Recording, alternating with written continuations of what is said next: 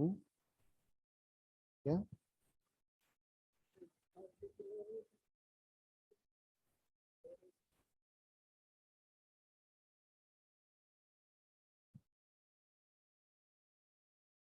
ہوں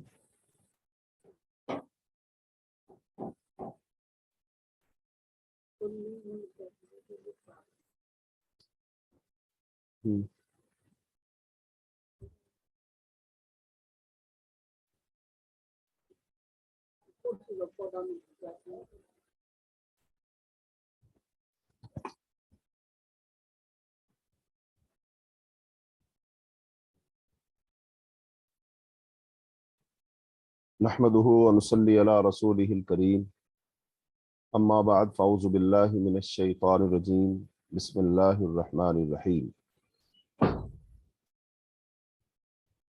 آج انشاءاللہ الرحمن ہم اللہ کی توفیق سے قرآن پاک کی تفسیر کا آغاز کر رہے ہیں باقاعدہ۔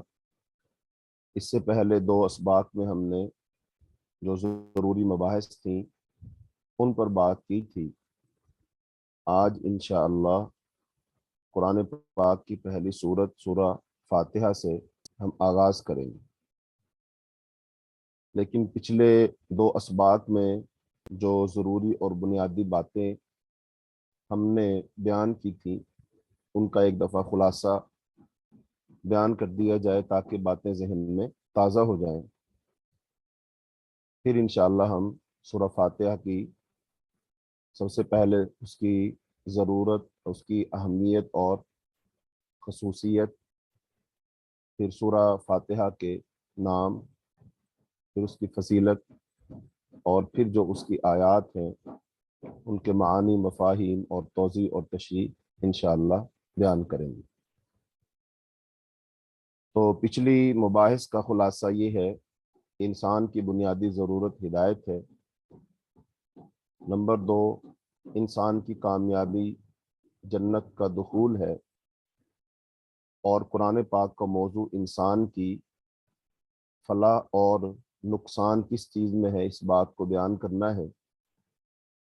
جیسا کہ بہت ساری اقوام کا اللہ نے تذکرہ قرآن پاک میں کیا ہے، عاد کا، سمود کا، قوم نوح کا، قوم صالح کا، تو اب وہ قومیں کیوں تباہ ہوئیں، ان کا نقصان ہوا، اور جو لوگ ایمان لائے وہ اس نقصان سے بچ گئے، اس کا تذکرہ اللہ نے سورہ عصر میں بھی کیا ہے کہ والعصر ان الانسان لفی خسر، قسم ہے زمانے کی یا قسم ہے عصر کے وقت کی کہ تمام انسان خسارے میں ہیں، سوائے ان کے جن کے اندر یہ 4 صفات ہوں گی، یعنی وہ ایمان لائے، انہوں نے نیک اعمال کیے، حق بات کی، وصیت کی، اور صبر کی، ایک دوسرے کو تلقین کی، تو یہ خسارے سے بچ گئے۔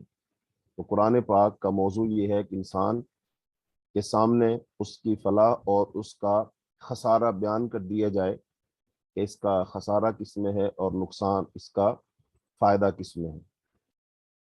دوسرا قرآن کا مرکزی مضمون وہ کیا ہے کہ انسان کو خواہش کی غلامی سے نجات دلانا، کیونکہ ان خواہشات سے عقائد و نظریات میں بگاڑ پیدا ہوتا ہے، اور انسان کو حقیقت یاد دلانا تاکہ صحیح رویہ اختیار کرے، یعنی اللہ کو واحد معبود اور حاکم سمجھے، دنیا کو دارالامتحان سمجھے، آخرت میں راحت اور مسرت کے آخری گھر جنت میں اس کا داخلہ ہو جائے، یعنی اصلاح عقائد، اور معبود و حاکم صرف اللہ تعالی ہے اور دنیا امتحان کی جگہ ہے۔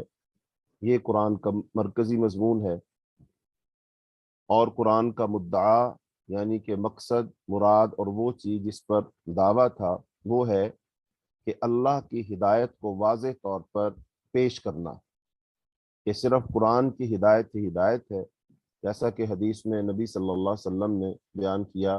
ہر خطبہ میں آپ ارشاد فرمایا کرتے تھے فَإِنَّ خَيْرَ الْحَدِيثِ کتاب اللہ، کہ سب سے بہتر بات وہ کتاب اللہ کی ہے، وہ خیر الحدی حدی محمد، اور سب سے بہتر طریقہ حضرت محمد صلی اللہ علیہ وسلم کا ہے۔ اور یہی بات نبی صلی اللہ علیہ وسلم نے ایک حدیث میں اور بیان فرمائی کہ ترکت فیکم امرین لن تضلوا ما تمسکتم بہما کتاب اللہ و سنت رسولی، کہ میں تمہارے اندر دو چیزیں چھوڑ کر جا رہا ہوں، جب تک ان کو مضبوطی سے پکڑے رکھو گے کبھی بھی گمراہ نہیں ہوگے۔ نمبر ایک اللہ کی کتاب ہے، اور نمبر دو تمہارے نبی کی سنت۔ تو لہذا یہ تین باتیں، یعنی قرآن کا موضوع، قرآن کا مرکزی مضمون اور قرآن کا مدعا۔ تو اب یہ قرآن اور کائنات، یہ زمین، اس کے اندر ایک مطابقت ہے۔ چونکہ ہم اس کائنات میں رہ رہے ہیں، زمین پر ہم رہ رہے ہیں، تو اب قرآن جو ہے اس کائنات سے مطابقت رکھتا ہے۔ اور ان دونوں کا آپس میں تعلق کیا ہے؟ قرآن اللہ کا قول ہے اور کائنات اللہ کا فعل ہے۔ قرآن تھیوری ہے اور کائنات پریکٹیکل ہے۔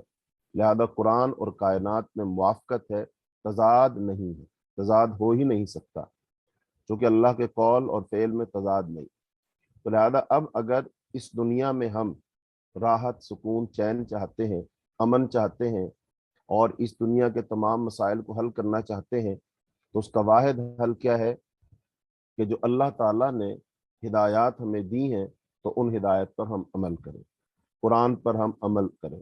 جب ہم قرآن پر عمل کریں گے تو زمین پر کی جو ہے اصلاح ہو جائے گی، لوگوں کی اصلاح ہو جائے گی، ہر قسم کا بگاڑ اور خرابی دور ہو جائے گا۔ بالکل ایسے ہی جیسے کوئی بھی مشین آپ خرید کر کے لاتے ہیں تو اس مشین کے ساتھ ایک چھوٹا سا کتابچہ ہوتا ہے، اور اس کتابچے میں اس مشین کے بارے میں ضروری باتیں وہ بیان کی ہوتی ہیں۔ اس مشین کو صاف کیسے کرنا ہے، اس مشین میں اس کی صفائی ستھرائی کیسے کرنی ہے، تیل کیسے ڈالنا ہے، اگر خرابی ہو جائے تو اس کو کیسے دور کرنا ہے، یہ ساری باتیں اس کتابچے میں ہوتی ہیں۔ اب اس کائنات میں ہم انسانوں نے رہنا بھی ہے اور اس کائنات کا نظام بھی چلانا ہے، تو لہذا اب اس کے لیے اللہ تعالیٰ کی یہ کتاب اس کتابچے کی مانند ہے کہ جس سے ہم اس دنیا کی اصلاح معلوم کر سکتے ہیں، اس دنیا کو ٹھیک کر سکتے ہیں۔ اب دوسرا یہ ہوگا کہ جو اللہ کی کتاب ہے، ہدایت ہے، اس کے مقابلہ میں کچھ چیزیں ہمارے سامنے آ ٹھہریں۔ نمبر ایک، علم کے مقابلہ میں جہالت ہے، آخرت کے مقابلہ میں دنیا ہے، توحید کے مقابلہ میں شرک ہے، ہدایت کے مقابلہ میں گمراہی ہے، اور رسول اللہ صلی اللہ علیہ وسلم کے مقابلہ میں آباء و اجداد، رسوم و رواج اور ان کے افکار و نظریات ہیں۔ یہ ساری چیزیں ایک دوسرے کے مد مقابل آئیں گی۔ یعنی کہ جب قرآن ہمیں علم دے گا تو بہت سارے ایسے لوگ ہیں جو جہالت پر ہیں، تو وہ تم سے جہالت کے مطابق سلوک کریں گے۔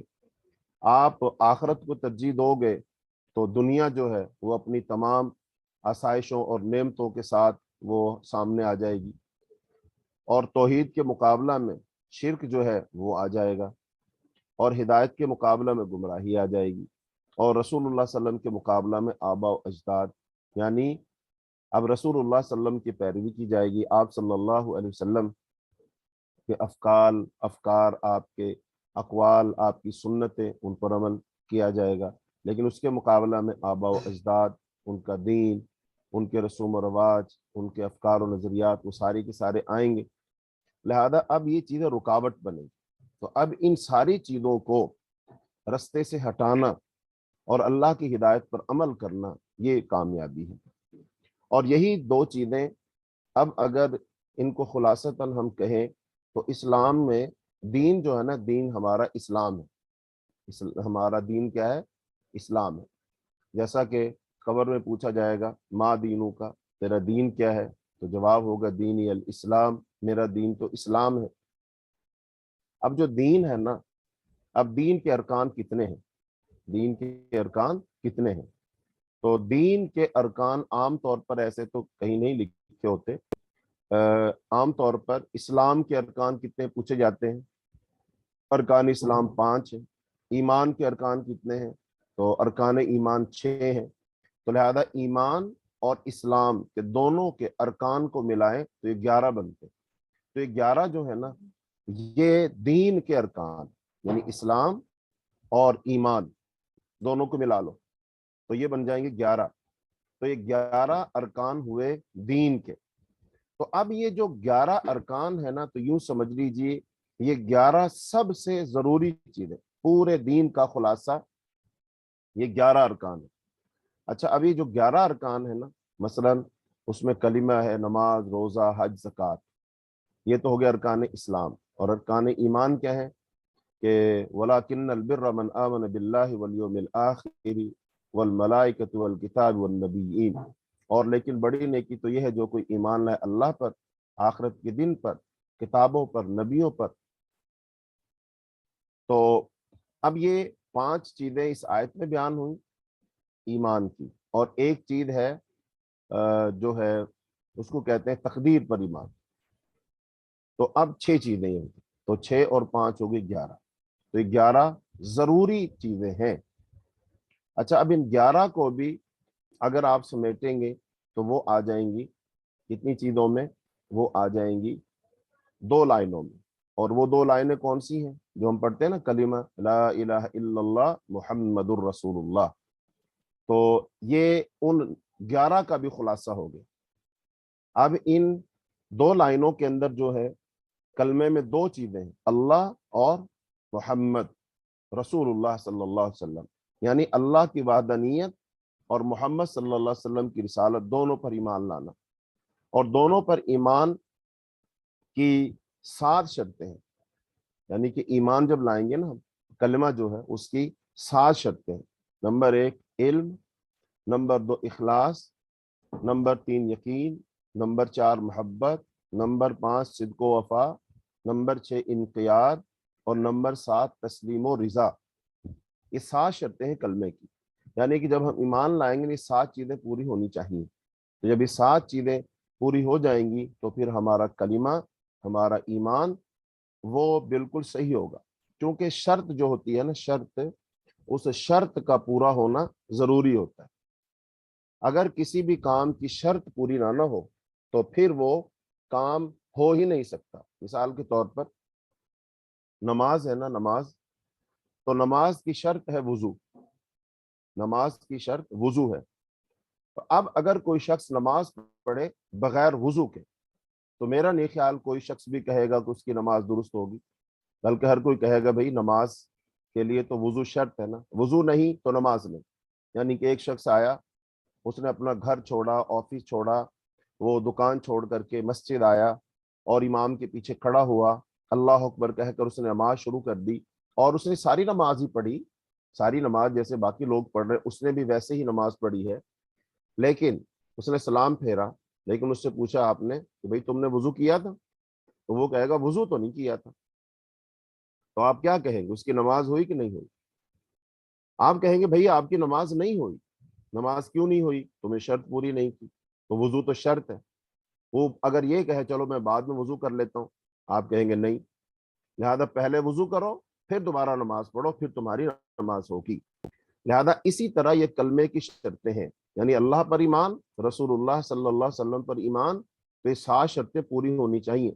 جب یہ 7 شرطیں پوری ہو جائیں گی تو پھر ہمیں اصل حقیقت جو ہے نا وہ سمجھ آ جائے گی، صحیح کلمہ ہوگا ہمارا، صحیح ایمان ہوگا، رسول اللہ صلی اللہ علیہ وسلم کو ہم پہچانیں گے، آپ کی رسالت کو، نبوت کو، چونکہ ہمارا ایمان کیا ہو جائے گا، ایمان درست ہو جائے گا نا۔ تو لہٰذا ایمان کی یہ شرطیں ہیں، کلمہ کی یہ 7 شرطیں ہیں، یہ 7 شرطوں کا علم ہونا چاہیے۔ جب یہ 7 شرطیں کلمہ پڑھنے سے پہلے ہمارے پاس پوری ہوں گی، پھر ہم کلمہ پڑھیں گے، ہمارا کلمہ ہمیں فائدہ دے گا، اس سے ہمیں اللہ تعالیٰ کی معرفت اور پہچان حاصل ہو جائے گی۔ بہرحال یہ کچھ بنیادی سی اور گزارشات تھیں جو آپ کے سامنے کی گئی۔ تو اب ہم باقاعدہ طور پر قرآن پاک کی پہلی سورت سورہ الفاتحہ سے آغاز کرتے ہیں۔ بسم اللہ الرحمن الرحیم، الحمد للہ رب العالمین، الرحمن الرحیم، مالک یوم الدین، ایاک نعبد و ایاک نستعین، اہدنا الصراط المستقیم، صراط الذین انعمت علیہم غیر المغضوب علیہم ولا الضالین، آمین۔ یہ سورت مکی سورت ہے اور اس کی 7 آیات ہے اور 1 رکوع ہے، تو اس کا نام ہے सूरतुल फातिहा। और इसके ये सबसे मशहूर इसका नाम है, लेकिन इसके और भी नाम है। तो इस सूरत के 8 नाम है, 8 नाम इस सूरत के मुफस्सिरीन ने लिखे हैं, उनमें से एक है अल फातिहा। तो नामों की तरफ आते हैं बाद में। तो ये सूरत मक्की है। अब सूरतें दो ही किस्म की कुरान पाक में, मक्की और मदनी। आमतौर जब पूछा जाए बताओ भी मक्की सूरतें कौन सी होती हैं और मदनी सूरतें कौन सी होती हैं, तो आम सा आसान सा सब लोग जवाब देते हैं कि मक्की सूरतें वो होती हैं जो मक्का में नाजिल हुई, और मदनी सूरतें वो होती हैं जो मदीना में नाजिल हुई। तो ये जवाब गलत है, ये जवाब दुरुस्त नहीं है। फिर सवाल पैदा होता है दुरुस्त जवाब क्या है। तो दुरुस्त जवाब ये है कि जो सूरतें हिजरत से पहले पहले नाजिल हुई वो सूरतें कहलाएंगी मक्की सूरतें, और जो सूरतें हिजरत के बाद नाजिल हुई वो सूरतें कहलाएंगी मदनी सूरतें। क्योंकि हिजरत से पहले और हिजरत के बाद का एतबार होगा, मक्का और मदीना का एतबार नहीं होगा। चूंकि इससे फिर एक और सवाल पैदा होता है ना कि जो मक्का में नाजिल हुई मक्की, जो मदीना में नाजिल हुई वो मदनी। तो जब आप ना मक्का में थे ना मदीना में थे, किसी तीसरे मुकाम पर थे आप, तो वहां पर जो सूरत नाजिल हुई या आयत नाजिल हुई उसको क्या कहेंगे फिर? तो उसको फिर हम उसी नाम से पुकारेंगे कि वो ताइफ में नाजिल हुई थी तो उसका नाम इस लिहाज से, जो बदर में नाजिल हुई थी तो इस लिहाज से। लिहाजा ये तकसीम दुरुस्त नहीं है। दुरुस्त बात यही है जो हिजरत से पहले पहले नाजिल हुई वो सारी सूरतें कहलाएंगी मक्की सूरतें, और जो हिजरत के बाद नाजिल हुई वो कहलाएंगी मदनी सूरतें। तो ये मक्की और मदनी सूरतें हैं।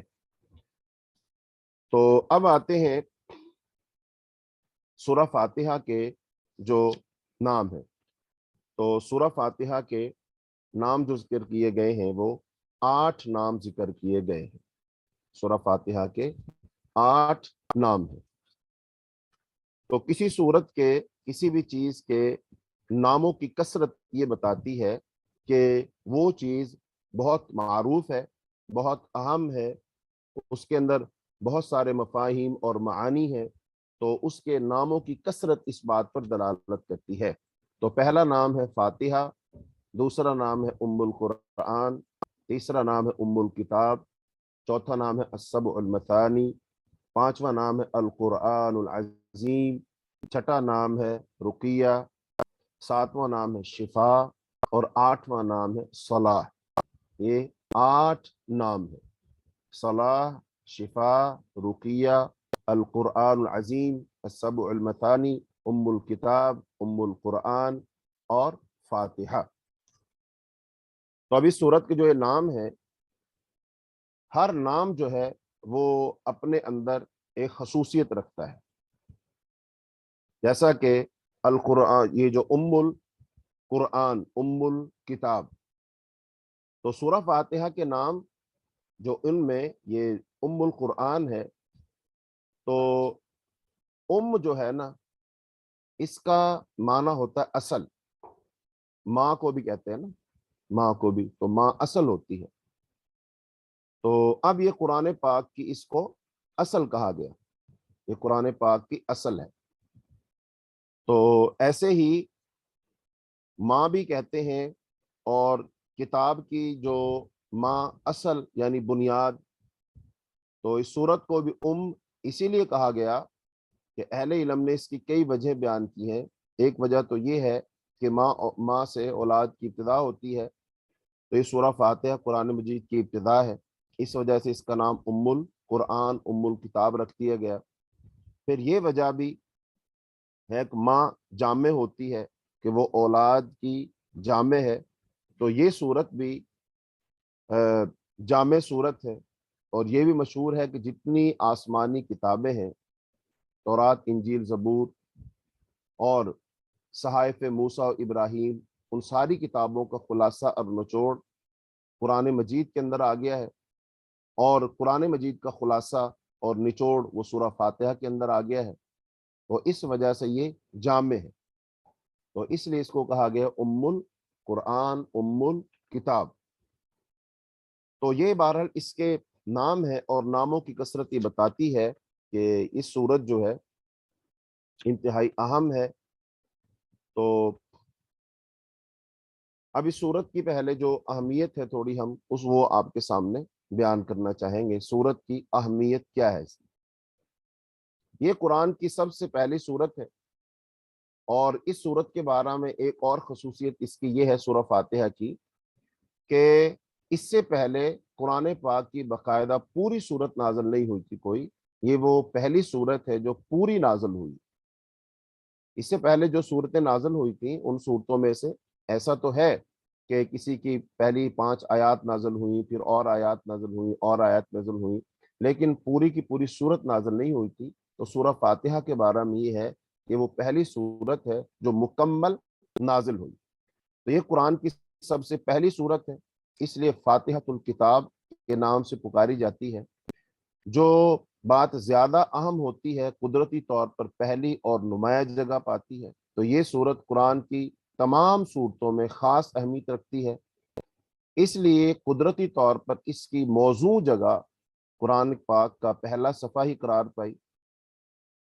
تو قرآن نے اس کا ذکر ایسے لفظوں میں کیا ہے جس سے اس کی اہمیت کا پتہ چلتا ہے. قرآن پاک میں اللہ تعالیٰ نے خود فرمایا وَلَقَدْ آتَيْنَاكَ سَبْعًا مِنَ الْمَثَانِ وَالْقُرْآنِ الْعَظِيمِ، کہ اے پیغمبر یہ واقعہ ہے کہ ہم نے تمہیں 7 دہرائی جانے والی آیات چیزیں عطا فرمائی اور قرآن عظیم عطا فرمایا. اب قرآن عظیم بھی یہی ہے، اور جو 7 دہرائی جانے والی بار بار آیات وہ بھی یہی ہیں. تو احادیث و آثار سے یہ بات ثابت ہے کہ اس آیت میں 7 دہرائی جانے والی چیزوں سے مقصود یہی صورت ہے، کیونکہ یہ 7 آیتوں کا مجموعہ ہے اور ہمیشہ نماز میں دہرائی جاتی ہے. یہی وجہ ہے کہ اس صورت کو السبع المثانی بھی کہتے ہیں. اور احادیث و آثار سے یہ بات بھی معلوم ہوتی ہے کہ اس کے دوسرے نام بھی آئے ہیں جن سے اس کی خصوصیت کا پتہ چلتا ہے. تو مثلا ام القرآن، الکافیہ، الکنز، اساس القرآن، تو یہ اور اس کے مزید نام. تو عربی میں کا اطلاق تمام ایسی چیزوں پر ہوتا ہے جو ایک طرح کی جامعیت رکھتی ہوں، یا بہت سی چیزوں میں مقدم اور نمایاں ہو، یا پھر کوئی ایسی اوپر کی چیز ہو جس کے نیچے اس کے بہت سے وہ ماتحت چیزیں ہوں، توابع ہوں. چنانچہ سر کے درمیانی حصے کو الراس کہتے ہیں. سر کا درمیانی جو حصہ ہوتا ہے الراس، کیونکہ وہ دماغ کا مرکز ہے. فوج کے جھنڈے کو بھی کہتے ہیں کیونکہ تمام فوج اسی کے نیچے جمع ہوتی.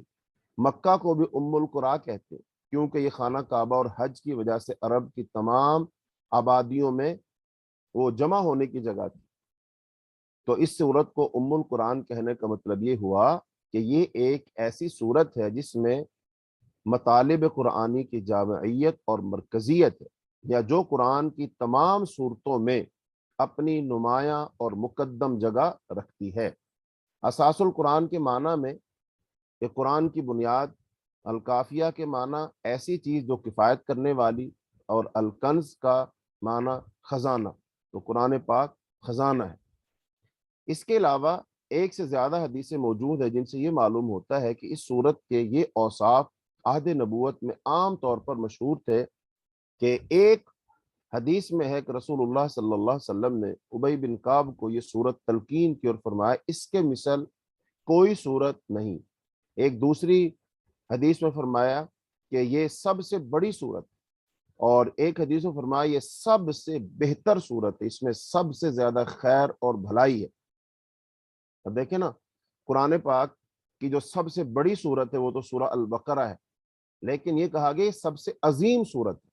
تو سب سے عظیم صورت سورہ فاتحہ ہے. اور پھر وہ صورت جس میں سب سے زیادہ خیر اور بھلائی ہے وہ سورت الفاتحہ ہے. تو لہذا سب سے زیادہ جس میں خیر ہے وہ سورہ فاتحہ ہے، جو سب سے عظیم صورت ہے وہ سورہ الفاتحہ ہے. تو سورہ فاتحہ میں دین کے تمام مقاصد کا خلاصہ موجود ہے. اب یہ صورت اتنی عظیم کیوں ہے، اس صورت میں اتنی خیر کیوں ہے، اس میں اتنی بھلائی کیوں ہے، اس کو عظیم صورت کیوں کہا گیا، اس کی بھی تو کوئی وجہ ہے نا. اس کی وجہ ہے، تو اس کی وجہ یہی ہے کہ تمام جو کتب اور صحیفے اس سے پہلے نازل ہوئے نا قرآن سے، ان سب کی تعلیمات کا خلاصہ قرآن پاک ہے. اور پھر قرآن پاک کی تمام تعلیمات کا خلاصہ سورہ فاتحہ میں، اور سورہ فاتحہ کی تمام آیات اور مضامین کا خلاصہ ایک آیت میں ہے، اور وہ آیت ہے ایاک نعبد و ایاک نستعین۔ یہ اصل ہے، یہ خلاصہ ہے۔ تو گویا کہ پھر تمام انبیاء کی دعوت، تمام انبیاء کی کتب اور صحف، اور پھر قرآن پاک کی 114 صورتیں، 114 صورتیں، اور ان 114 صورتوں کا خلاصہ وہ کس میں ہے؟ وہ ایک آیت میں، ایاک نعبد و ایاک نستعین۔ تو اب اس ایاک نعبد و ایاک نستعین میں ایسی کیا بات ہے؟ یہ سارے قرآن کا خلاصہ ہو گیا، سورہ فاتحہ کا خلاصہ ہو گیا، تو اس پر انشاءاللہ ہم آگے جا کر بات کریں گے۔ تو بہرحال سارے دین کا خلاصہ وہ سورہ فاتحہ ہے۔ تو اس صورت کے مطالب پر جب ہم نظر ڈالتے ہیں تو یہ بات واضح ہو جاتی ہے کہ اس میں اور قرآن کے بقیہ حصے میں اجمال اور تفصیل کا سا تعلق پیدا ہو گیا، یعنی قرآن کی تمام صورتوں میں دین حق کے جو مقاصد تفصیل سے بیان کیے گئے ہیں، سورہ فاتحہ میں انہیں مختصر اجمال کے ساتھ بیان کر دیا گیا ہے۔ اگر ایک شخص قرآن میں سے اور کچھ نہ پڑھ سکے، صرف اس صورت کے مطالب اور اس کے معانی اور اس کی توضیح اور تشریح کو وہ ذہن نشین کر لے، جب بھی وہ دین حق اور خدا پرستی کے بنیادی مقاصد معلوم کر لے گا، اور یہی قرآن کی تمام تفصیلات کا ماں حاصل ہے۔ یعنی اگر کوئی شخص زیادہ قرآن پاک کو نہ پڑھ سکا، قرآن پاک کو زیادہ نہ سمجھ سکا، لیکن اگر وہ سورہ فاتحہ کو سمجھ لے، سورہ فاتحہ کو پڑھ لے، تو وہ بندہ ان تمام بنیادی باتوں کو سمجھ لے گا جو اللہ رب العالمین سمجھانا چاہتے ہیں، جو اساس ہیں، بنیاد ہے، جو خلاصہ ہے، جو مقاصد ہے، ان کو وہ جان لے گا، پہچان لے گا، کیونکہ اس صورت کے اندر ان تمام چیزوں کو بیان کر دیا گیا ہے۔ تو جب اس پہلو پر غور کیا جائے کہ سورت کا یہ جو انداز ہے، اسلوب ہے، یہ دعائیہ ہے، اور اسے روزانہ عبادت کا ایک لازمی جز قرار دیا گیا ہے، تو اس کی ایک خصوصیت اور زیادہ نمایاں ہو جاتی ہے، اور واضح ہو جاتا ہے کہ اس اجمال و تفصیل میں بہت بڑی مصلحت پوشیدہ تھی۔ مقصود یہ تھا کہ قرآن کے مفصل بیانات کا ایک مختصر اور سیدھا سادہ خلاصہ بھی ہو، جسے ہر انسان بآسانی ذہن نشین کر لے، پھر ہمیشہ اپنی دعاؤں اور عبادتوں میں دہراتا رہے۔ یہ اس کی دینی زندگی کا دستور العمل، خدا پرستی کے عقائد کا خلاصہ، روحانی تصورات کا نصب العین ہوگا۔ یہی وجہ ہے کہ قرآن نے اس صورت کا ذکر کرتے ہو اسے سبع من المثانی کہہ کر اس کی خصوصیت کی طرف اشارہ کر دیا، یعنی ہمیشہ دہرائے جانے اور ورد رکھنے ہی میں اس کے نزول کی حکمت پوشیدہ ہے۔ کوئی شخص کتنا ہی نادان اور ان پڑھ ہو، لیکن ان 4 سطروں کا یاد کر لینا، ان کا سیدھا سادہ مطلب سمجھ لینا، اس کے لیے کچھ دشوار نہیں۔ اگر ایک انسان اس سے زیادہ قرآن میں سے کچھ نہ پڑھ سکا، جب بھی اس نے دین حق کا بنیادی سبق حاصل کر لیا۔ یہی وجہ ہے کہ مسلمانوں کے لیے اس صورت کا سیکھنا اور پڑھنا ناگزیر ہوا، اور نماز کی دعا اس کے سوا اور کوئی نہیں۔ نبی صلی اللہ علیہ وسلم نے اس لیے فرمایا، لا صلاۃ لمن لم یقرأ بفاتحۃ الکتاب، لا صلاۃ الا بفاتحۃ الکتاب۔ اسی لیے فرمایا نبی صلی اللہ علیہ وسلم نے، جو شخص نماز میں سورہ فاتحہ نہ پڑھے اس کی نماز نہیں ہوتی۔ اس کا مطلب اس سورت کا پڑھنا لازمی ٹھہرا۔ چونکہ انسان نماز میں جب کھڑا ہوتا ہے، اس صورت کو دہراتا ہے، تو گویا کہ وہ اللہ کے سامنے اس چیز کا اقرار کر رہا ہے کہ اللہ، میں ان تمام چیزوں کو تسلیم کرتا ہوں جو کہ دین کا خلاصہ ہے، جو قرآن کا خلاصہ ہے، اللہ میں اس کو تسلیم کرتا ہوں، میں اس کو مانتا ہوں۔ تو اسی لیے اس صورت کو نماز میں لازمی قرار دیا گیا کہ بھلے وہ امام ہے، بھلے مقتدی ہے، نماز بھلے فرض ہے، بھلے نفل ہے، بھلے فرض کفایہ ہے، بھلے اس میں سجدہ ہے، بھلے سجدہ نہیں، کوئی بھی نماز جس کو نماز کہہ سکتے ہیں نا، اس نماز میں سورہ فاتحہ کا پڑھنا ناگزیر ہے، لازمی ہے، ضروری ہے۔ اور اگر کوئی شخص سورہ فاتحہ کو نہیں پڑھے گا تو اس کی نماز نہیں ہوگی، اس لیے کہ اس کے اندر وہ تمام بنیادی عقائد، وہ سارے تصورات، دین کا جو مقصد ہے، دین کا جو حاصل ہے، وہ سارے کا سارا اس کے اندر بیان ہو گیا۔ تو اسی لیے اس کو لازم قرار دیا، اسی لیے صحابہ کرام اسے سورۃ الصلاح کے نام سے پکارتے تھے، یعنی وہ سورت جس کے بغیر نماز نہیں پڑھی جا سکتی۔ ایک انسان اس سے زیادہ قرآن میں سے جس قدر پڑھے اور سیکھے، مزید معرفت و بصیرت کا ذریعہ ہوگا، لیکن اس سے کم کوئی چیز نہیں ہو سکتی، یعنی اس سے کم کوئی چیز نہیں ہو سکتی۔ کم سے کم یہ تمام باتیں، تمام عقائد یہ اس کے ذہن میں ہونے چاہیے۔ تو گویا کہ پھر یہ دین حق کا ما حاصل ہے۔ تو دین حق کا تمام تر ما حاصل کیا ہے؟ جس قدر غور کیا جائے گا، ان چار باتوں کے سوا اور کوئی بات دکھائی نہیں دے گی۔ یعنی چار باتیں لازمی، حتمی، ضروری ہے، نچوڑ ہے، خلاصہ ہے۔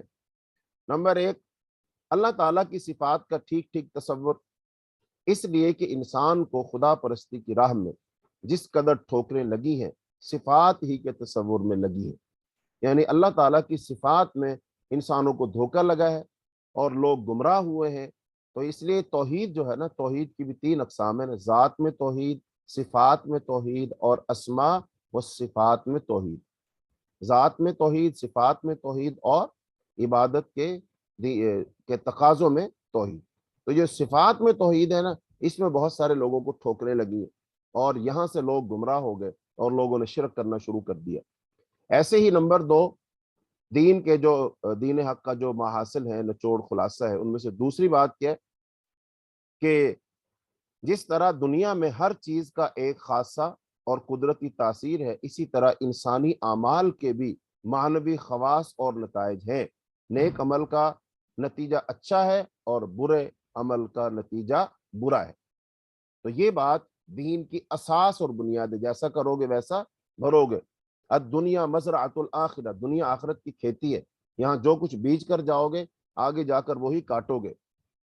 تیسری بات وہ ہے آخرت، معاد کا یقین، یعنی انسان کی زندگی اس دنیا میں ختم نہیں ہو جاتی، اس کے بعد بھی زندگی ہے اور جزا کا معاملہ پیش آنے والا ہے۔ یعنی اللہ کے حضور ہم نے پیش ہونا ہے اور پھر اللہ کو جواب دینا، تو قیامت کے دن قائم ہوگا۔ اور چوتھی بات جو دین کا ما حاصل ہے، دین حق کا خلاصہ نچوڑ، اس میں چوتھی بات کیا ہے کہ فلاح اور سعادت کی راہ اور اس کی پہچان، انسان یہ پہچان لے کامیابی کا رستہ کون سا ہے۔ تو سورہ فاتحہ کا جو اسلوب ہے اور سورہ باقی جو قرآن ہے، اب اس میں اس کا تعلق کیا بنتا ہے، اس کو اگر ہم سمجھیں تو سورہ فاتحہ کا اب ہم جو باقی قرآن کے ساتھ اس کا تعلق جو بنتا ہے، اس کو ذہن نشین اگر ہم کرنا چاہیں تو وہ کیا ہے، اسلوب اس کا کیا ہے۔ دیکھیں، پہلی بات تو وہی ذہن میں رکھنا ہے کہ اب ہم جو بھی سورت پڑھیں گے نا، تو اس میں سے ہم نے وہی تین چار چیزیں ذہن میں رکھنی۔ نمبر ایک کہ موضوع کیا ہے، نمبر دو مرکزی مضمون کیا ہے، اور نمبر تین مدعا کیا ہے۔ تو یہی باتیں ہم نے سمجھنی ہے، یہی باتیں ہم نے ذہن نشین کرنی ہے۔ تو اب یہ سورہ فاتحہ ہے، اس کا جو مضمون ہے، دراصل یہ سورت ایک دعا ہے جو خدا نے ہر اس انسان کو سکھائی ہے جو اس کی کتاب کا مطالعہ کرنا چاہے، جو قرآن کو پڑھنا چاہے، قرآن کو شروع کرنا چاہے، تو اس کے لیے یہ ایک دعا ہے کہ وہ قرآن کو شروع کرنے سے پہلے اللہ سے ایک دعا مانگے، اللہ سے التجا کر لے، اللہ سے فریاد کر لے۔ کہ کتاب کی ابتدا میں اس کو رکھنے کا مطلب یہ ہے کہ اگر تم واقعی اس کتاب سے فائدہ اٹھانا چاہتے ہو تو پہلے اللہ تعالیٰ سے یہ دعا کرو۔ جب تم یہ دعا کرو گے پھر تمہیں یہ قرآن پاک کا پڑھنا فائدہ دے گا۔ انسان فطرتاً دعا اسی چیز کی کیا کرتا ہے جس کی طلب اور خواہش اس کے دل میں ہوتی، اور اسی صورت میں کرتا ہے جبکہ اسے یہ احساس ہو کہ اس کی مطلوب چیز اس ہستی کے اختیار میں ہے جس سے وہ دعا کر رہا ہے۔ بس قرآن کی ابتدا میں اس دعا کی تعلیم دے کر گویا انسان کو یہ تلقین کی گئی ہے کہ وہ اس کتاب کو راہ راست کی جستجو کے لیے پڑھے، طالب حق کسی ذہنیت لے کر پڑھے، اور یہ جان لے کہ علم کا سرچشمہ اللہ تعالیٰ کی ذات ہے، اس لیے اسی سے رہنمائی کی درخواست کر کے پڑھنے کا آغاز کرے۔ اور اس بات کو سمجھ لینے کے بعد یہ بات خود بخود واضح ہو جاتی ہے، قرآن اور سورہ فاتحہ کے درمیان حقیقی تعلق اور کتاب اور اس کے مقدمہ کا سا نہیں ہے، بلکہ دعا اور جواب دعا کا سا ہے۔ سورہ فاتحہ ایک دعا ہے بندے کی جانب سے اور قرآن اس کا جواب ہے۔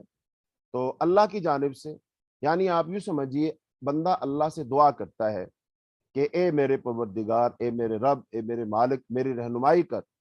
جواب میں اللہ تعالیٰ پورا قرآن اس کے سامنے رکھ دیتا ہے کہ یہ ہے وہ ہدایت و رہنمائی جس کی درخواست تو نے مجھ سے کی تھی، یعنی تو نے ہدایت مانگی تھی، تو ہدایت کا طالب ہے، تو نے مجھ سے سوال کیا، لو میری طرف سے یہ تمہارے سوال کا جواب ہے، میری طرف سے تمہاری دعا قبول کر کے میں نے تمہیں یہ عطا فرمایا ہے۔ تمہاری سب سے بنیادی ضرورت کیا تھی؟ ہدایت، اہدنا الصراط المستقیم۔ تو تم نے ہدایت مانگی کہ اللہ دنیا میں مجھے ہدایت دے کہ میں سیدھے راہ پر چلوں، نیکی کی راہ پر چلوں، کامیابی کی راہ پر چلوں، اور اس راہ پر چلتا چلتا میں تیری معصیت اور نافرمانی، تیرے غضب سے بچ جاؤں، اور پھر میں آخرت میں اپنے ابدی گھر جنت میں داخل ہو جاؤں۔ تو یا اللہ تو مجھے اس کی ہدایت دے، رہنمائی دے۔ تو اے بندے، تو نے مجھ اللہ سے یہ سوال کیا، دعا مانگی، لو میری طرف سے تیری دعا قبول ہوئی، اور اس کے جواب میں میں نے تجھے یہ کتاب عطا فرما دی۔ اب اس کتاب میں ہدایت موجود ہے، رہنمائی موجود ہے، تیرے تمام مسائل کا حل موجود ہے۔ اگر تو نے اس قرآن پر عمل کیا اور اس کے بتائے ہوئے طریقوں کے مطابق تو چلا، اور تو نے اس کے حلال کو حلال اور حرام کو حرام مانا، تو میرا تجھ سے وعدہ ہے کہ تو تمام قسم کی گمراہیوں سے، نقصانوں سے، خسران سے بچتا ہوا تو میری جنت میں چلا جائے گا، اور میں تجھ سے راضی اور خوش ہو جاؤں گا۔ تو گویا کہ اللہ کی طرف سے یہ جواب دعا ہے۔ تو یہ ہے تعلق کس کا؟ سورہ فاتحہ کا اور باقی سارے کے سارے قرآن کا۔ سورہ فاتحہ دعا ہے اور سارے کا سارا قرآن اس کا جواب ہے، تو وہ گویا کہ جواب دعا ہے۔ تو اب اس کے بعد ہم سورت کے الفاظ اور معانی اور ان کی توضیح و تشریح کی طرف آتے ہیں۔ بسم اللہ الرحمن الرحیم، اللہ کے نام سے جو مہربان اور رحیم ہے، اللہ کے نام سے جو بے حد مہربان، نہایت رحم کرنے والا ہے۔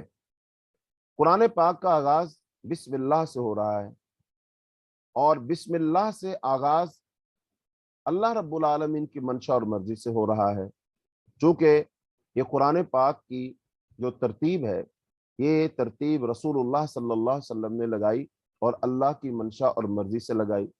تو ہر صورت کے شروع میں جو بسم اللہ لکھی، یہ بھی اللہ کی منشا اور مرضی سے ہی لکھی۔ تو اب یہ بسم اللہ، اب اس کے اندر اللہ کا جو اصل نام ہے، اللہ کا جو اصل نام ہے وہ اللہ ہے، اور آگے جو الرحمن اور الرحیم ہے یہ اللہ کی صفات ہے۔ تو لہذا اللہ کے ساتھ اللہ کی صفات کا تذکرہ کیا، اور صفات کا تذکرہ بھی ان صفات کا تذکرہ کیا جن کے اندر رحمت کا تذکرہ ہے، چونکہ اللہ تعالیٰ مہربان ہے، اللہ تعالیٰ مہربان ہے، اور اللہ تعالیٰ اپنے بندوں پر مہربانی کرنا چاہتا ہے۔ اور اللہ کے مہربان ہونے کا سب سے بڑا ثبوت یہی ہے کہ اللہ نے یہ جو کتب نازل کی ہیں، انبیاء کو جو مبعوث فرمایا ہے، یہ اسی لیے مبعوث فرمایا اور کتابیں نازل کی کہ میرے بندے ان پر عمل کریں، اور ان پر عمل کر کے وہ کامیاب ہو جائیں، اور وہ جہنم سے بچ جائیں، عذاب سے بچ جائیں۔ تو یہ گویا کہ اللہ کی رحمت ہے، اور انسان کا اللہ سے بڑا خیر خواہ کوئی نہیں ہے۔ انسان سے سب سے زیادہ محبت کرنے والی ذات اللہ کی ہے، باقی سب اس کے بعد ہیں، بھلے ماں ہے، باپ ہے، اور کوئی بھی ہے، تو سب سے زیادہ انسان سے محبت کرنے والی ذات اللہ کی ہے، اور اس کے بعد تمام وہ ہیں جو انسان سے محبت کرتے ہیں۔ تو لہذا اب ایک ماں کی محبت کا اندازہ ہی ہم لگا لیں، ماں کی رحمت اور محبت اور مودت اور بچے کے ساتھ پیار اور اس کی خیر خواہی اور اس کی دیکھ بھال اور اس کو پالنا پوسنا، اس کا ہی اندازہ نہیں لگا سکتے ہم، تو اللہ رب العالمین کی محبت کا اور رحمت کا اندازہ کیسے لگا سکتے ہیں؟ جیسا کہ رسول اللہ صلی اللہ علیہ وسلم نے حدیث فرمایا، اللہ تعالیٰ نے اپنی رحمت کے 100 حصے کیے، ان میں سے ایک حصہ مخلوق میں بانٹ دیا اور 99 حصے اپنے پاس رکھے۔ اب مخلوق میں سے جو بھی مخلوق وہ رحمت کا اظہار کرتی ہے، تو اس کو اس حصے میں سے ایک حصہ ملا ہے۔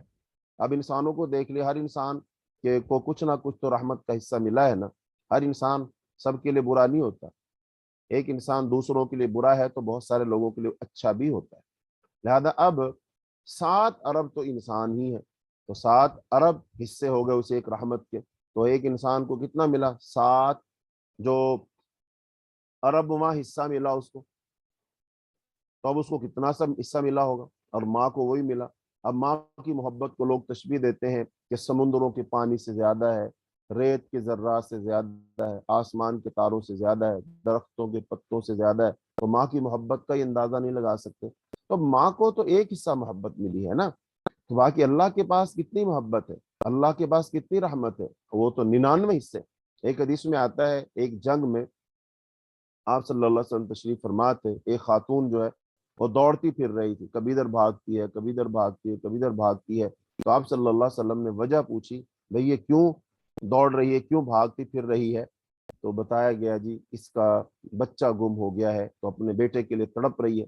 بعد میں پھر اس کو اس کا بچہ مل گیا، تو جب اس ماں کو اس کا بچہ ملا تو دیکھتے کے ساتھ ماں اس کے ساتھ لپٹ گئی، اس کو اپنے سینے سے چمٹا لیا اور اس کو چومنے لگی، کبھی اس کی پیشانی چومتی ہے، کبھی اس کے رخسار چومتی ہے۔ تو جب ماں اپنے بچے سے یہ محبت اور شفقت کا سلوک کر رہی تھی تو آپ صلی اللہ علیہ وسلم نے دیکھا اور پھر ایک سوال کیا، پوچھا بتاؤ کیا یہ عورت اپنے اس بچے کو آگ میں ڈال سکتی ہے؟ تو صحابہ کرام نے کہا جی بالکل نہیں ڈال سکتی۔ تو آپ نے فرمایا اسی طرح اللہ تعالیٰ اپنے بندوں سے محبت فرماتا ہے، تو بتاؤ وہ اپنے بندوں کیسے آگ میں ڈالے گا؟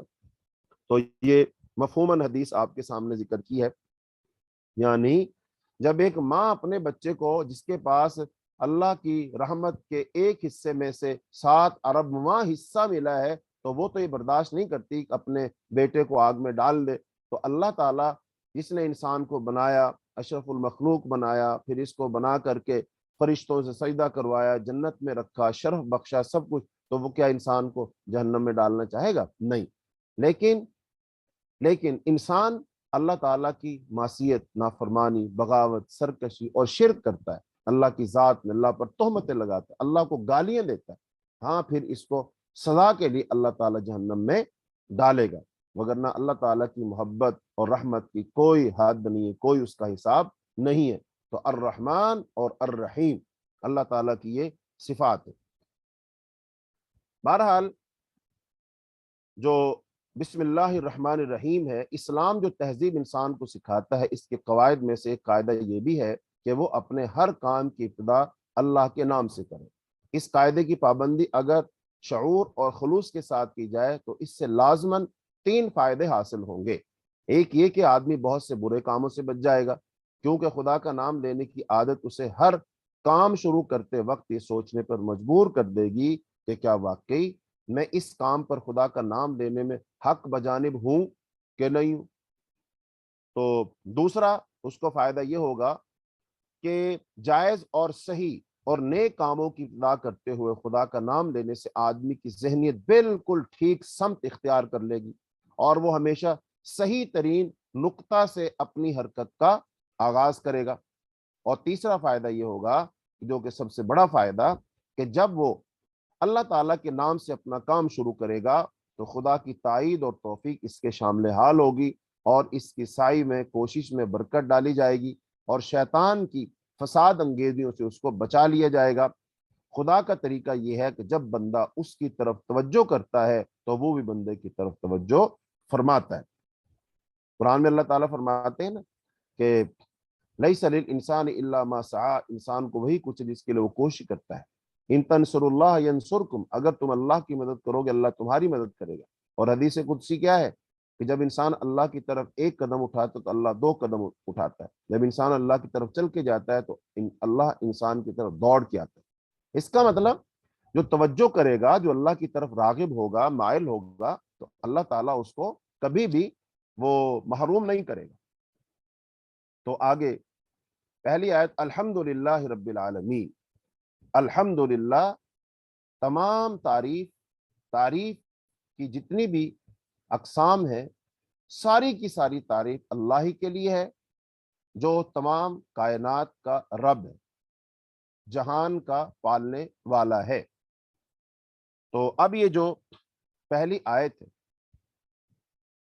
یہ آیت سورہ فاتحہ میں تو ایک دعا ہے، لیکن دعا کی ابتدا اس ہستی کی تعریف سے کی جا رہی ہے جس سے ہم دعا مانگنا چاہتے ہیں۔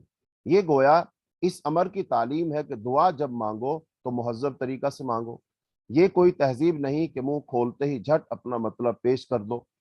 تہذیب کا تقاضا یہ ہے کہ جس سے دعا کر رہے ہو پہلے اس کی خوبی کا، اس کے احسانات کا اور اس کے مرتبے کا اعتراف کرو۔ تو تعریف کیا ہے؟ تعریف ہم جس کی بھی کرتے ہیں وہ دو وجوہ سے کرتے ہیں، دو سبب ہوتے ہیں۔ ایک یہ کہ وہ بجائے خود حسن و خوبی اور کمال رکھتا ہو، قطع نظر اس سے کہ ہم پر اس کے ان فضائل کا کیا اثر ہے، اور دوسری یہ وجہ کہ وہ ہمارا محسن ہو اور ہم اعتراف نعمت کے جذبہ سے سرشار ہو کر اس کی خوبیاں بیان کریں۔ اللہ تعالیٰ کی تعریف ان دونوں حیثیتوں سے کی جاتی ہے۔ یہ ہماری قدر شناسی کا تقاضا بھی ہے اور احسان شناسی کا بھی، کہ ہم اس کی تعریف میں ہر وقت رطب اللسان رہیں۔ اور بات صرف اتنی نہیں کہ تعریف اللہ کے لیے ہے، بلکہ صحیح یہ ہے کہ تعریف اللہ ہی کے لیے ہے۔ یہ بات کہہ کر ایک بڑی حقیقت سے پردہ اٹھایا گیا ہے، اور وہ حقیقت ایسی ہے جس کی جو پہلی ضرب سے ہی مخلوق پرستی کی جڑ کٹ جاتی۔ دنیا میں جہاں جس چیز اور جس شکل میں بھی کوئی حسن، کوئی خوبی، کوئی کمال، اس کا سرچشمہ اللہ تعالیٰ ہی کی ذات ہے۔ کسی انسان، کسی فرشتے، کسی دیو، کسی سیارے غرض کسی مخلوق کا کمال بھی ذاتی نہیں، بلکہ اللہ کا عطیہ ہے۔ بس اگر کوئی اس کا مستحق ہے کہ ہم اس کے پرستار، احسان مند، شکر گزار، نیاز مند، خدمت گار بنے، تو وہ صرف اور صرف اللہ رب العالمین کی ذات ہے۔ وہ خالق کمال ہے، نہ کہ صاحب کمال۔ تو اب یہ جو پہلی آیت ہے نا، اب اس پہلی آیت کا پہلا لفظ الحمد، اس کے ساتھ قرآن کا آغاز ہو رہا ہے، قرآن کی ابتدا ہو رہی ہے۔ الحمد، یہ جو اللہ تعالیٰ کی حمد، اللہ تعالیٰ کی تعریف، تو اب اللہ تعالیٰ نے ہمیں تعلیم دی ہے، نبی صلی اللہ علیہ وسلم نے ہمیں تعلیم دی ہے کہ جب بھی ہم کوئی مطلب کہ نعمت کھاتے پیتے ہیں تو اس کے بعد ہم اللہ تعالیٰ کی تعریف کرتے ہیں، الحمدللہ۔ مثلا کھانا کھاتے ہیں تو کیا کہتے ہیں؟ الحمدللہ۔ افضل الدعا کیا؟ الحمدللہ۔ اچھا، تو اس کا مطلب ہمیں ہر کام کے بعد جو کلمہ کہنا ہے وہ حمد ہے، اللہ تعالیٰ کی تعریف۔ اچھا، اب ساری کی ساری تعریف کس کے لیے؟ اللہ کے لیے۔ اب اس میں سے ہم وہ تین باتیں کہ قرآن پاک کا موضوع کیا ہے؟ انسان، انسان کی رہنمائی، انسان کو ہدایت دینا، انسان کو نقصان سے بچانا۔ اچھا، اب انسان کا سب سے بڑا نقصان کیا ہے؟ سب سے بڑا خسارہ کیا ہے؟ کہ انسان جہنم میں چلا جائے۔ اور جہنم میں انسان کو کون سا کام لے کر جائے گا؟ کون سا عمل ہے؟ اگر آپ سے میں پوچھوں کوئی ایک کام بتاؤ جو انسان کو جہنم میں لے کر جائے، کوئی ایک کام، 10-20 کام نہیں، ایک کام، ایک فہرست، ایک کام، تو وہ کیا ہے کام؟ وہ ہے شرک، جس کے بارے میں اللہ تعالیٰ نے خود فرمایا ان الشرک لظلم عظیم، بے شک شرک سب سے بڑا بھاری ظلم ہے۔ اچھا، اور قرآن پاک میں فرمایا اللہ تعالیٰ نے ان اللہ لا یغفر ان یشرک بہ ویغفر ما دون ذلک، بے شک اللہ شرک کو معاف نہیں کرے گا، اس کے سوا جس کو چاہے گا اللہ تعالیٰ معاف کر دے گا۔ تو گویا کہ شرک وہ گناہ ہے تو جو انسان کو جہنم میں لے جائے گا، اور شرک کرنے والا ابدی جہنمی ہے اگر اس نے مرنے سے پہلے توبہ نہ کی۔ تو الحمدللہ کا کلمہ جو ہے یہ انسان کو شرک سے پاک کر دیتا ہے۔ الحمدللہ جب انسان کہتا ہے کہ ساری تعریف کس کے لیے؟ اللہ کے لیے، اس کا مطلب پھر کوئی اور ہے ہی نہیں، کوئی اور ہے ہی نہیں ہے۔ تعریف تو اللہ کی ہے۔ کیوں اللہ کی تعریف ہے؟ کہ اللہ خالق ہے، مالک ہے، رازق ہے، داتا ہے، مشکل کشا ہے، حاجت روا ہے، بگڑیاں بنانے والا ہے، دعائیں سننے والا ہے۔ تو ساری کی ساری کل تعریف اسی کے لیے۔ تو پھر اس کا مطلب اللہ ایک ہے جس کی تعریف کی جا رہی ہے، اور باقی ساری مخلوق اللہ کی تعریف کرنے والی ہے۔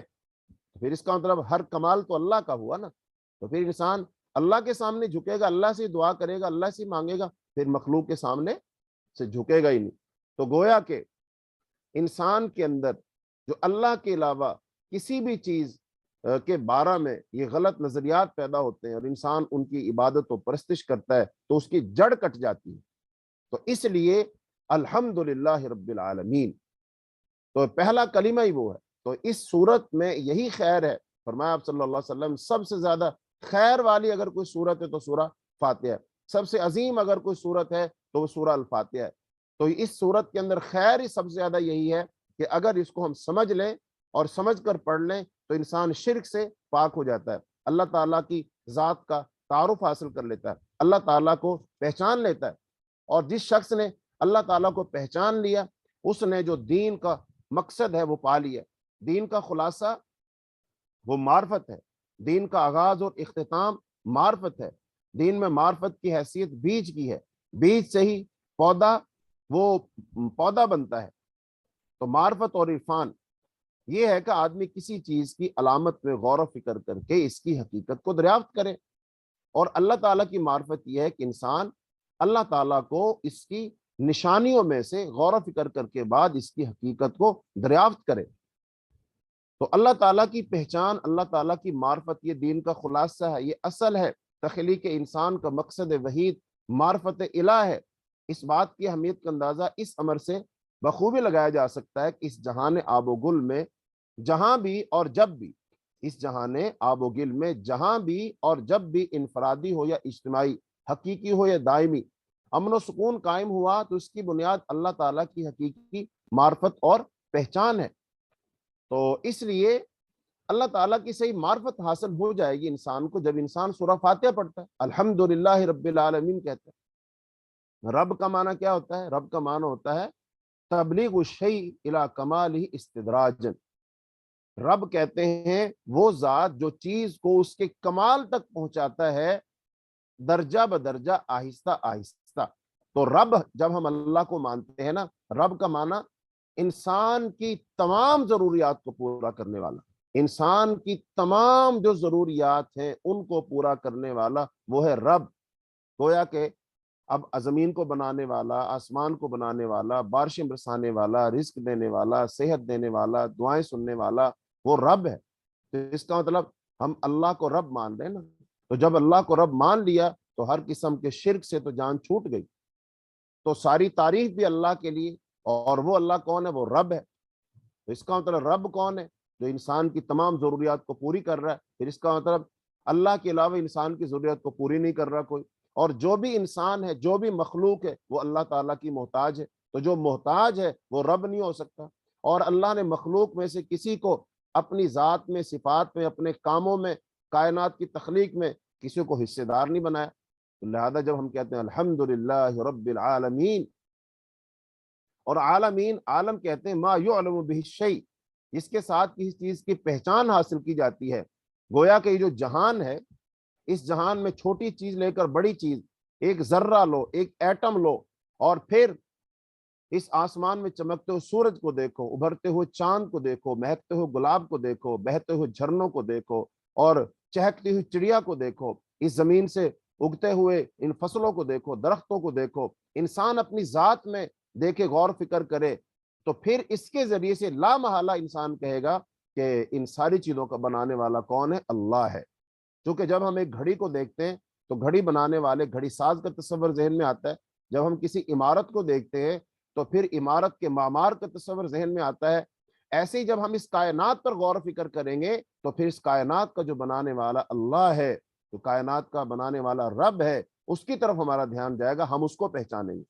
تو کائنات کی ہر چیز اپنا بنانے والے کی طرف اشارہ کر رہی۔ تو عالم کہتے ہی ہیں ما یعلم بہ الشیء، جس کے ساتھ کسی چیز کو پہچانا جاتا ہے۔ تو گویا کہ اس کائنات میں اللہ پاک نے جتنی ساری چیزیں بنائی ہیں، ان ساری چیزوں پر ہم غور و فکر کریں گے، اور غور و فکر کرنے کے بعد ان کا جو خالق ہے، مالک ہے، رب ہے، الہ ہے، معبود ہے، ہم اس کی پہچان حاصل کریں گے۔ اور یہی تو انسان کی اصل ذمہ داری ہے کہ وہ اللہ تعالیٰ کو پہچانے گا، اللہ تعالیٰ کی معرفت حاصل کرے گا۔ اور جس نے اللہ تعالیٰ کی معرفت اور پہچان حاصل کر لی وہ شخص کامیاب ہے۔ چونکہ جب انسان فوت ہوگا، قبر میں جائے گا، اس سے پہلا سوال کیا ہونا ہے؟ من ربو کا، تیرا رب کون ہے؟ تو رب کے بارے میں تو سوال ہونا ہے۔ تو جو آدمی اس دنیا میں رب کی پہچان حاصل کر کے قبر میں جائے گا، وہ قبر کے جواب ٹھیک دے گا۔ اور جو بندہ یہی نہ پہچان سکا رب کون ہے، جیسا کہ بہت سارے نظریات ہیں اس زمین کی تخلیق کے بارے میں، بڑا مشہور نظریہ ڈارون کا نظریہ ہے۔ اس کا نظریہ کیا ہے کہ ایک کائنات جو ہے سیارہ تھا، پھر دھماکہ ہوا، دھماکے سے پھر یہ چیزیں خود بخود بنتی چلی گئی، حتیٰ کہ انسان کے بارے میں اس کا تصور کیا ہے، یہ ایک جراثیم تھا، اور پھر اس سے ایک جوک ٹائپ کوئی چیز بنی، پھر آہستہ آہستہ اس سے ایک بندر بنا، اور بندر مختلف مدارس سے گزرتا گزرتا ہوا پھر انسان بن گیا، تو وہ یہ کہتا ہے، اب اس کا جو نظریہ ہے یہ قرآن کے بالکل خلاف ہے۔ تو ایسے لوگ جو ہیں وہ اپنے نظریات سے، ان تھیوریوں سے، ان کتابوں سے وہ انسان کو اور گمراہ کر رہے اور بھٹکا رہے، جبکہ اللہ پاک نے قرآن پاک میں بتایا، اللہ نے آدم علیہ السلام کو اپنے ہاتھ سے بنایا، اپنے ہاتھ سے بنا کر اس میں روح پھونکی، اس کو علم عطا کیا، اس کو فرشتوں سے سجدہ کروایا، پھر اللہ نے اس کو جنت میں رکھا اور اس کو حکم دیا کہ تم نے اس درخت کے قریب نہیں جانا۔ تو لہذا ان نظریات کی خود بخود نفی ہو جاتی ہے۔ تو لہذا عالم جو ہے، یہ جہان جو ہے، یہ خود اپنے بنانے والے کی گواہی دے رہا ہے، یہ شہادت دے رہا ہے۔ تو اس سورہ فاتحہ کی پہلی آیت الحمدللہ رب العالمین، اگر ہم اس کو سمجھ لیں، اس آیت کے اندر یہ کل 4 لفظ ہیں، الحمد للہ، رب اور عالمین، ان 4 لفظوں کو ہم سمجھ لیں تو یہ 4 لفظ انسان کی ہدایت کے لیے کافی ہیں۔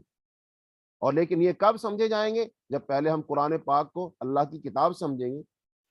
تو قرآن پاک جب ہم اللہ کی کتاب سمجھیں گے اور پھر ہم کہیں گے کہ اللہ کی طرف سے ہے، یہ اللہ کا کلام ہے، تو پھر ہمیں یہ بات سمجھ آ جائے گی، ٹھیک ہے یہ اللہ کا کلام ہے، تو ظاہری بات ہے پھر ساری تعریف اللہ کے لیے ہے، پھر اور کوئی تعریف کے لائق نہیں ہے۔ اور اگر ہم کسی اور کی تعریف بھی کر رہے ہیں تو در حقیقت ہم اللہ کی ہی تعریف کر رہے ہیں، چونکہ اس چیز میں جو کوئی خوبی ہے، خوبصورتی ہے، جس کی وجہ سے اس کی تعریف کی جا رہی ہے، تو وہ خوبی اس میں اس کی وہ ذاتی نہیں ہے، بلکہ وہ اللہ نے عطا کی، اللہ نے اس کے اندر رکھی ہے۔ پھر دوسرا رب، رب کہتے ہیں ہر چیز کو جو بنانے والا ہے، اس کی پرورش کرنے والا ہے، اس کی ضروریات کو پورا کرنے والا، وہ رب ہے۔ اور العالمین، یہ جہان، ما یعلم بہ الشیء، جس کے ساتھ پہچانا جاتا ہے کسی چیز کو، تو اس جہان کے ذریعے سے ہم کس کو پہچانیں گے؟ ہم اللہ کو پہچانیں گے۔ آگے فرمایا الرحمن الرحیم۔ تو اب یہاں جو لفظ رب، رب کا لفظ عربی زبان میں 3 معنوں بولا جاتا ہے۔ نمبر 1 مالک و آقا، نمبر 2 مربی، پرورش کرنے والا، خبر گیری اور نگہبانی کرنے والا، اور تیسرا فرما روا، حاکم اور مدبر اور منتظم۔ اللہ تعالیٰ ان سب معنوں میں کائنات کا رب ہے۔ اور پھر انسان کا خاصہ ہے کہ جب کوئی چیز اس کی نگاہ میں بہت زیادہ ہوتی ہے تو وہ مبالغہ کے صیغوں میں اس کو بیان کرتا ہے، اور اگر ایک مبالغہ کا لفظ بول کر وہ محسوس کرتا ہے کہ اس شے کی فراوانی کا حق ادا نہیں ہوا، تو پھر وہ اسی معنی کا ایک اور لفظ بولتا تاکہ وہ کمی پوری ہو جائے، اور جو اس کے نزدیک مبالغہ میں رہ گئی ہے۔ اسی لیے یہ جو الرحمن اور الرحیم ہے، اللہ پاک نے الرحمن کا لفظ بولا پہلے، یہ مبالغہ کا صیغہ، اللہ بے حد مہربان ہے، لیکن پھر لفظ اللہ پاک نے ایک اور بولا الرحیم، بے حد رحم کرنے والا ہے، تو دونوں کے اندر رحم کا مادہ مشترک ہے۔ تو لہذا اللہ کی تعریف میں رحمان کا لفظ استعمال کرنے کے بعد پھر رحیم کا اضافہ کرنے میں یہی بات پوشیدہ ہے کہ رحمان عربی زبان میں بڑے مبالغہ کا صیغہ ہے۔ مبالغہ معنی ہوتا ہے کس چیز میں بڑھا چڑھا کر بیان کرنا، لیکن اللہ تعالیٰ کی رحمت اور مہربانی اپنی مخلوق پر اتنی زیادہ ہے، اس قدر وسیع ہے، ایسی بے حد و حساب ہے کہ اس کے بیان میں بڑے سے بڑا مبالغہ کا لفظ بول کر بھی جی نہیں بھرتا۔ اس لیے اس کی فراوانی کا حق ادا کرنے کے لیے پھر رحیم کا لفظ مزید استعمال کیا گیا۔ جیسے بعد دفعہ ہم کسی کا رنگ بیان کرتے ہیں کہ فلاں شخص تو بہت گورا ہے، تو ہم اس کے ساتھ ایک لفظ اور بولتے ہیں، کہتے ہیں نا وہ گورا آدمی ہے، لیکن جب ہم سمجھتے ہو کہ نہیں یار ابھی تو اس کا گورا پن، وہ اس کی وضاحت نہیں ہے، تو پھر ہم اس کے ساتھ ایک لفظ بولتے ہیں وہ گورا چٹا ہے۔ تو گویا کہ ہم نے چٹا لفظ بول کر بھی اس چیز کی مزید وضاحت کرنا چاہیے ہے۔ تو لہذا اللہ تعالیٰ الرحمن اور الرحیم ہے۔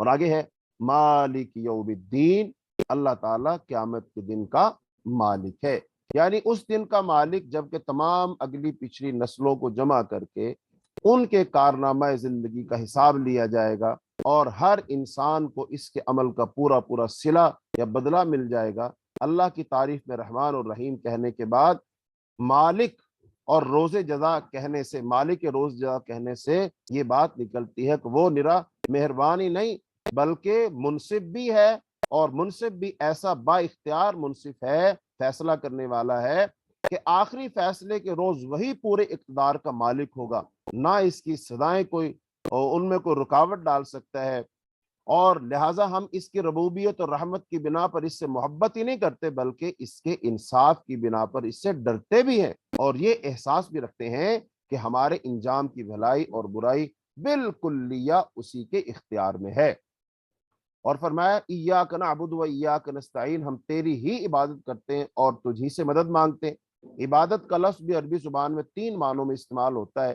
نمبر 1 پرستش اور پوجا کے معنی میں، نمبر 2 اطاعت اور فرمانبرداری کے معنی میں، اور تیسرا بندگی اور غلامی۔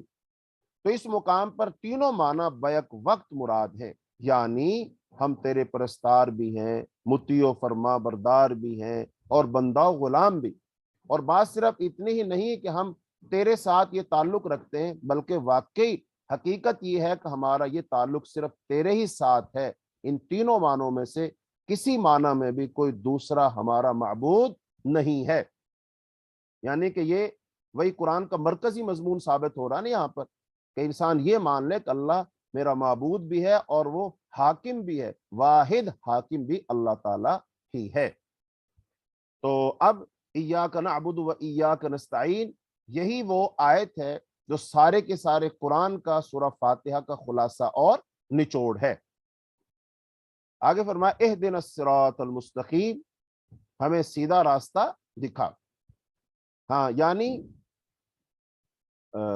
ہم تجھی سے تیری ہی بات کرتے ہیں اور تجھی سے مدد مانگتے ہیں، یعنی تیرے ساتھ ہمارا تعلق محض عبادت ہی کا نہیں بلکہ استعانت کا بھی ہے۔ ہم تیرے ہی ساتھ رکھتے ہیں، ہم تجھی سے مدد مانگتے ہیں، ہمیں معلوم ہے کہ ساری کائنات کا رب تو ہی ہے اور ساری طاقتیں تیرے ہی ہاتھ میں، اور ساری نعمتوں کا تو اکیلا ہی مالک ہے، اسی لیے ہم اپنی حاجتوں کی طلب میں تیری طرف رجوع کرتے ہیں، تیرے ہی آگے ہمارا ہاتھ پھیلتا ہے اور تیری مدد پر ہمارا اعتماد ہے۔ اسی بنا پر ہم اپنی یہ درخواست تیری خدمت میں لے کر حاضر ہوئے ہیں کہ ایاک نعبد و ایاک نستعین۔ اور اہدنا الصراط المستقیم یعنی زندگی کے ہر شعبے میں خیال اور عمل اور برتاؤ کا وہ طریقہ ہمیں بتا جو بالکل صحیح ہو، جس میں غلط بینی اور غلط کاری اور بد انجامی کا خطرہ نہ ہو، جس پر چل کر ہم سچی فلاح و سعادت حاصل کر لیں۔ اور یہ قرآن کا مدعا ہے، یہ قرآن کا مدعا ثابت ہو رہا ہے نا قرآن، کہ انسان ہر قسم کے نقصان سے، خسران سے وہ بچ جائے۔ تو یہ ہے وہ درخواست جو قرآن کا مطالعہ شروع کرتے ہوئے بندہ اپنے خدا کے حضور پیش کرتا ہے۔ اس کی گزارش یہ ہے کہ آپ ہماری رہنمائی فرمائیں اور ہمیں بتائیں کہ 81 فلسفوں کی اس بھول بھلیاں میں حقیقت نفس الامر کیا ہے، اخلاق کے ان مختلف نظریات میں صحیح نظام اخلاق کون سا ہے، زندگی کی ان بے شمار پگڈنڈیوں کے درمیان فکر و عمل کی سیدھی اور صاف شاہراہ کون سی ہے، تو یہ اللہ کے سامنے ہم عرض کرتے ہیں۔ پھر صراط الذین انعمت علیہم، راستہ ان لوگوں کا جن پر تو نے انعام کیا۔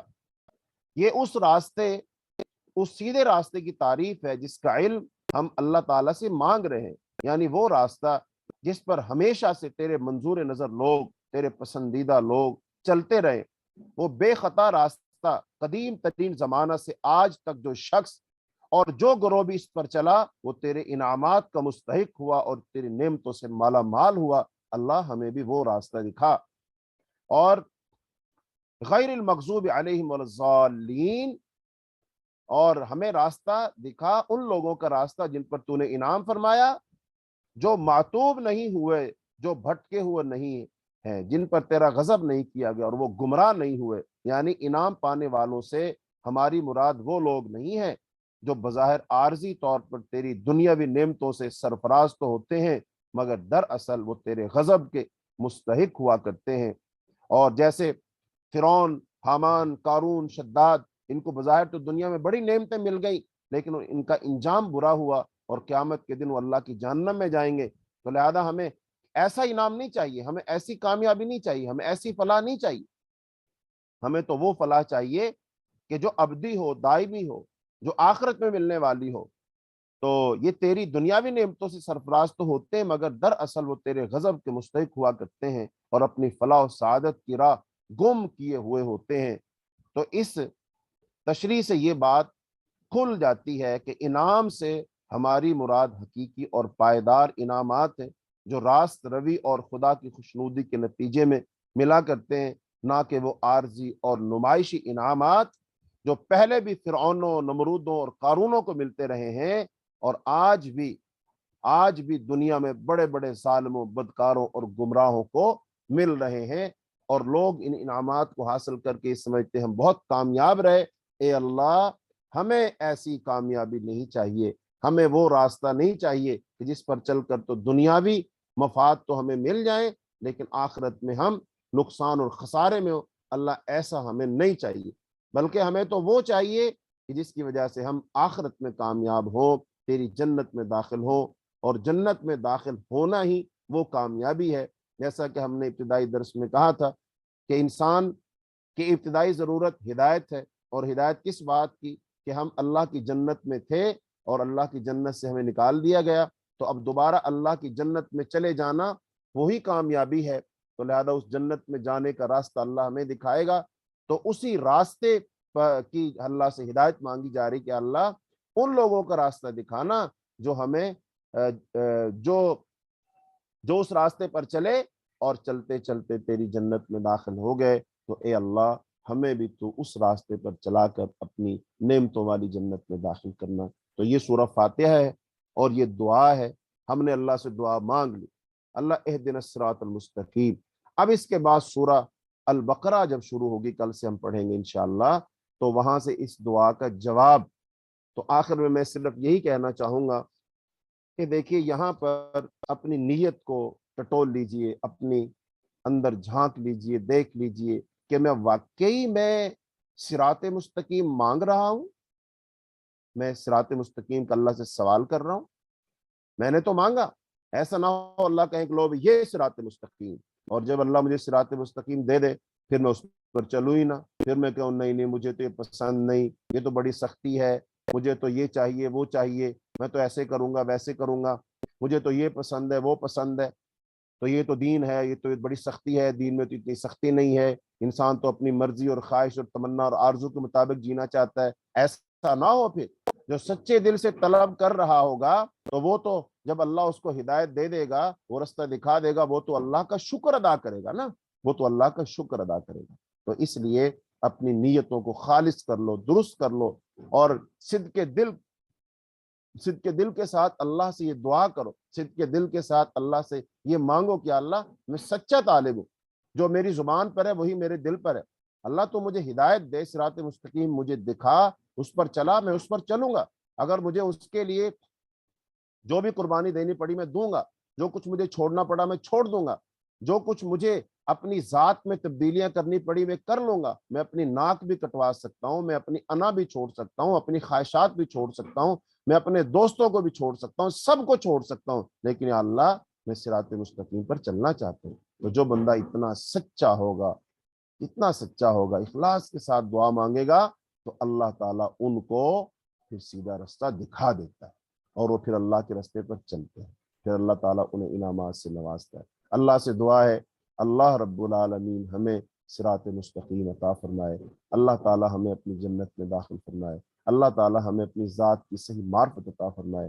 اللہ تعالیٰ ہمیں اپنی حمد و ثنا کرنے کی توفیق عطا فرمائے، اللہ تعالیٰ ہمیں قرآن کو صحیح سمجھ کر اس پر عمل کرنے کی توفیق عطا فرمائے۔ وآخر دعوانا ان الحمد للہ رب العالمین۔